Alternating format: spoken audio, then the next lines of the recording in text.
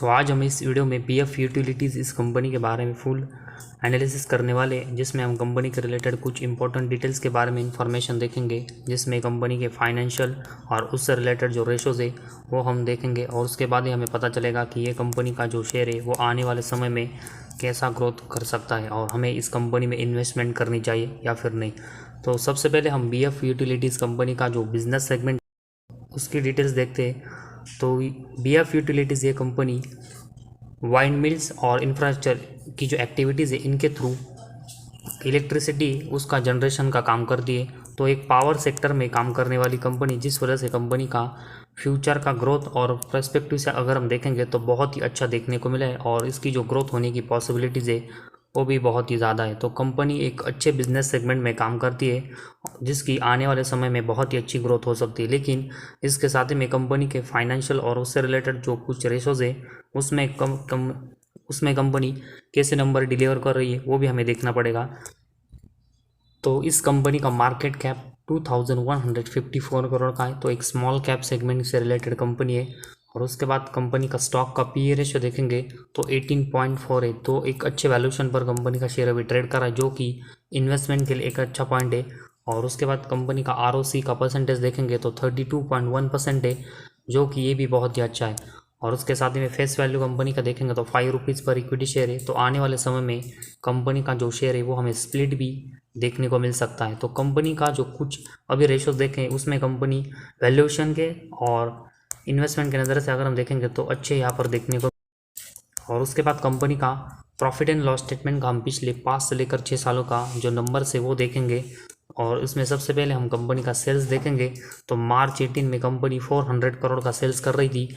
और उसके बाद कंपनी का सेल्स देखेंगे तो अगले 2-3 साल एक ही रेंज में रहा, लेकिन मार्च 22 से अगर हम देखेंगे तो एक अच्छी ग्रोथ है वो कंपनी ने सेल्स में की। और ट्रेलिंग 12 मंथ्स तक कंपनी ने अपने सेल्स को 800 करोड़ तक यहाँ पर गेन किया है। तो लगभग अगर हम देखेंगे तो पिछले 5 से लेकर 6 साल में कंपनी का जो सेल्स है वो 400 करोड़ से बढ़कर 800 करोड़ का देखने को मिला। तो लगभग डबल का कंपनी का सेल्स है वो पिछले 6 सालों में हुआ है। तो अपने सेल्स में कंपनी पिछले 2-3 साल से अगर हम देखेंगे तो बहुत ही अच्छी ग्रोथ कर रही है। और ऐसी ग्रोथ कंपनी को कंसिस्टेंट आने वाले समय में मेंटेन रखनी पड़ेगी, तभी कंपनी का आने वाले समय का जो परफॉर्मेंस है वो स्टेबल रह पाएगा। और उसके बाद मतलब इस सेल्स के बाद कंपनी का अगर हम एक्सपेंस देखेंगे तो मैक्सिमम टाइम कंपनी ने जो सेल्स है वो एक्सपेंस के कंपैरेटिवली ज़्यादा किया, जिस वजह से ऑपरेटिंग प्रॉफिट के नंबर्स मार्च 18 से लेकर ट्रेलिंग 12 मंथ्स तक कंपनी के कंसिस्टेंट हमें पॉजिटिव यहाँ पर देखने को मिले। तो कंपनी का ऑपरेटिंग प्रॉफिट जो मार्च 18 में 300 करोड़ का था वो अब ट्रेलिंग 12 मंथ्स में कंपनी का 479 करोड़ का देखने को मिला है।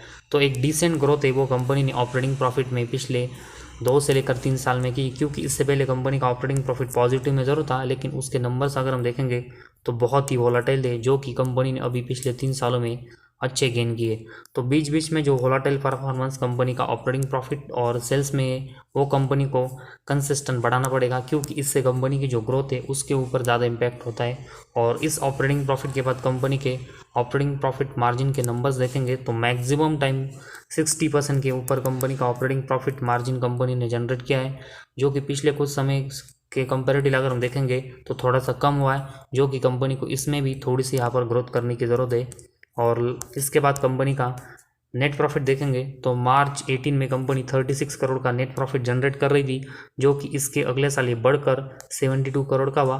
लेकिन इसके अगले 2 साल देखेंगे तो कंपनी का नेट प्रॉफिट में ड्रॉप होकर 27 करोड़ और इसके अगले साल कंपनी 22 करोड़ के लॉस में भी गई। लेकिन इसके बाद अगले 3 साल में अगर हम देखेंगे तो जिस तरह कंपनी के सेल्स और बाकी के सेगमेंट में कंपनी ने ग्रोथ की थी, उस वजह से नेट प्रॉफिट के नंबर्स भी अगर हम देखेंगे तो कंपनी ने कंसिस्टेंट यहाँ पर गेन किए और अभी ट्रेलिंग 12 मंथ्स में 236 करोड़ का नेट प्रॉफिट कंपनी का देखने को मिला है।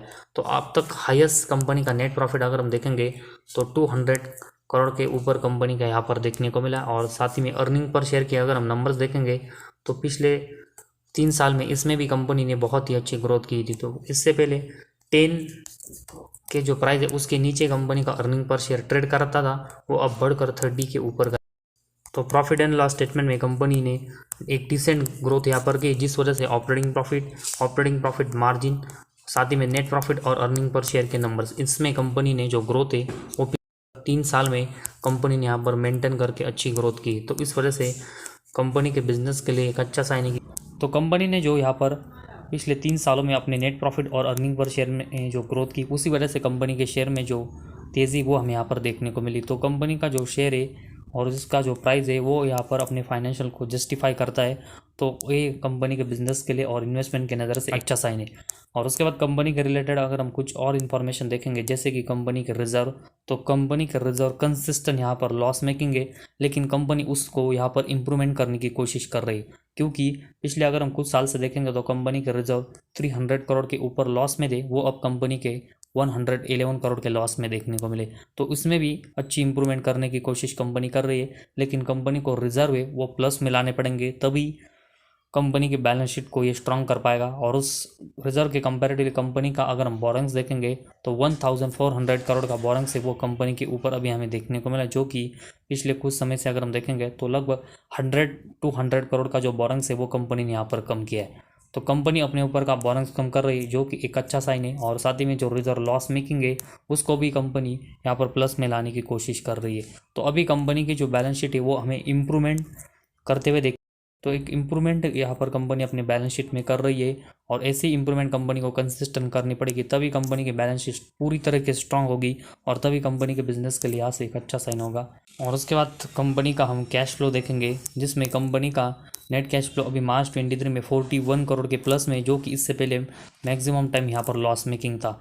तो कंपनी ने मार्च 23 में अपनी कैश फ्लो में भी एक अच्छी इंप्रूवमेंट करके अपना कैश है वो बढ़ा है, जो कि कंपनी के बिजनेस को स्टेबिलिटी देते हैं। तो उसी वजह से कंपनी ने अभी जो नेट कैश फ्लो प्लस में जनरेट किया है, वैसे ही कंपनी को आने वाले समय में कंसिस्टेंट जनरेट करना पड़ेगा, ताकि कंपनी के आने वाले समय में स्टेबल ग्रोथ हो। और उसके बाद कंपनी के अगर हम डेप्टर डेज देखेंगे तो मैक्सिमम टाइम कंपनी के डेप्टर डेज है वो हमें बहुत ही नीचे और 10 डेज के यहाँ पर नीचे ही देखने को मिले।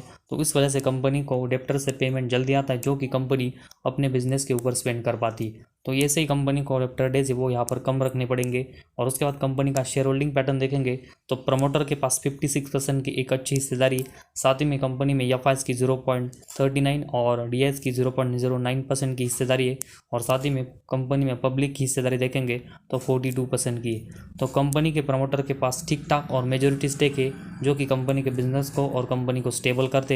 और साथ ही में एफ और डी की भी अगर हम इन्वेस्टमेंट देखेंगे तो इस कंपनी में थोड़ी थोड़ी है। तो जैसे जैसे कंपनी अपने परफॉर्मेंस और फाइनेंशियल इंप्रूवमेंट करती जाएगी, वैसे वैसे हमें कंपनी में एफ और डी की इन्वेस्टमेंट ऐड होते हुए देखने को मिलेंगी। तो ओवरऑल अगर हम बीएफ यूटिलिटीज़ कंपनी के बारे में देखेंगे तो कंपनी नेट प्रॉफिटेबल है, साथ ही में कंपनी के अर्निंग पर शेयर में भी कंपनी ने बहुत ही अच्छी ग्रोथ की है, और साथ ही में कंपनी ने पिछले 5 से लेकर 6 साल में अपना जो सेल्स है वो भी डबल किया है, जो कि कंपनी के बिजनेस को बहुत ही अच्छा स्ट्रेंथ देता है। साथ ही में कंपनी अपने ऊपर का बोरेंग्स कम कर रही है, कंपनी के जो रिजर्व लॉस में उसके नंबर्स भी कंपनी को उसमें भी कंपनी यहाँ पर इम्प्रूवमेंट, और साथ ही में कंपनी का कैश फ्लो भी अभी मार्च 23 में यहाँ पर प्लस में आया है। और साथ ही में कंपनी के डेप्टर डेज भी कंपनी ने कंसिस्टेंट यहाँ पर कम करके रखे, जो कि एक और अच्छा पॉइंट है वो कंपनी के बिजनेस के लिए। तो ओवरऑल अगर हम कंपनी का बिजनेस देखेंगे तो पावर जनरेशन से रिलेटेड है, जो कि फ्यूचर की ग्रोथ के पर्सपेक्टिव से अगर हम देखेंगे तो बहुत ही अच्छा है। और साथ ही में जिस तरह कंपनी ने अपने फाइनेंशियल में पिछले 3 साल से इंप्रूवमेंट की, उसी वजह से कंपनी के शेयर में हमें पिछले कुछ दिनों से कंसिस्टेंट यहाँ पर तेज़ी देखने को मिली, और उसी वजह से कंपनी के शेयर में जिन्होंने यहाँ पर इन्वेस्टमेंट की उसको वो बिल्कुल होल्ड करके चल